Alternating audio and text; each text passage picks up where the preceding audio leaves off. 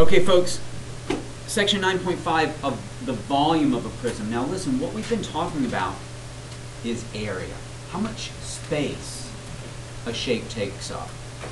Now we're going to talk about volume, which means how much will fit into something else. Will fit into a solid, okay? Now, today we're going to talk about the volume of a prism. And we can think of a prism as a box, okay? A prism is like a box. How much fits into a box? How much room is there in a box? You guys pack stuff all the time. We're just coming off of Christmas. We have looked at boxes. Can I put this shirt in that box? Yes, but I cannot put that crock pot in a shirt box, okay? It doesn't fit. There's not enough room. There's not enough volume for it, okay? So today we're going to talk about how to find volume, the volume of a box, okay? Now, before we get to that, I want to talk about this. And we've said this before, but I want to bring us up to speed on it. When you're measuring objects, it says you need to understand the difference between measures of length, area, and volume, okay?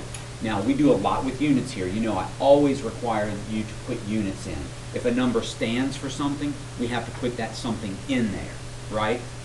Now, if we're talking about a length, okay, like the length of a side, or how tall someone is, the units are always to the first power, and we don't have to write an exponent for the first power, okay?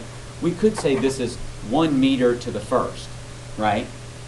But we know that if there's not an exponent, that the exponent is 1, all right? We know that that's the case, so we don't have to write it.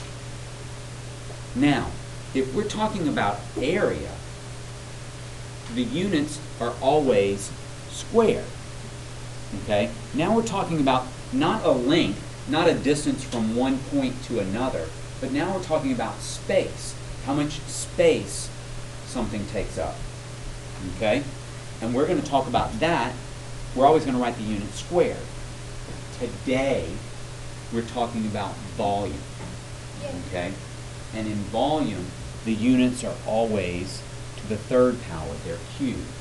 Now, just before we move on, if I were going to talk about the area of this square, I would say how many squares fit inside of it, right? That's the area. How many square meters or square inches or square centimeters? These little squares, how many of those little squares fit into it, right? That's why I put squared up here, little square meters, okay? When I'm talking about volume, now I'm not talking about squares, I'm talking about little cubes. How many of these little cubes fit inside of this big box, right? So I talk about cubic meters. How many little cubic meters fit in there, okay? So, length is to the first power. We just write meters or just inches or just feet. Area is to the second power. Meters squared, centimeters squared, inches squared. Volume is always to the third power. Inches cubed, feet cubed, miles cubed. Okay? Yeah, Vivian. It's kind of like 2D, 3D, and... Right, this is one-dimensional, right? This is two-dimensional because we have base and height, right? And then this is three-dimensional because we have base, length, and height, right? 3 dimensions. It's this square, but going back also. So now we just made 3-dimensional, right? Okay, now let's go down here. Clearly I'm going to need more than one video for this. Now, the volume of a rectangular prism is given by the product of its length, L, width, W, and height, H. And all we do is multiply them. Length times width times height. Done. But before we do that, I want you to understand that, do you see that length times width, do you agree that that's the area of the bottom?